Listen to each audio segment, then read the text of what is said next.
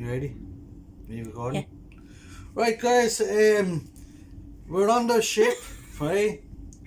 This is one thing you have to do because you have to put protection on the remote control. Look, guys, the fingers, the middle fingers, the one that has in, right? Look, it's the TV remote. It's for changing the TV. Which one's the button for the TV? The channels, like. I need the channel button. There's some. Look. So this is the TV remote.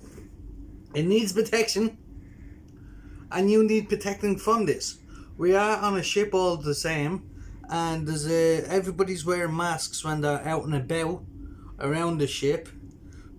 And people are forgetting coronavirus lasts 3 days on plastic. So, wrap. We all have gloves nowadays. Just put the remote control in a rubber glove for protection, and just so you don't get anything on your hands. It could be all gooey. You can get food poison.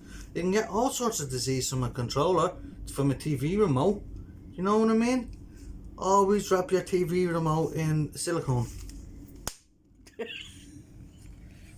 Right, woman, zoom position.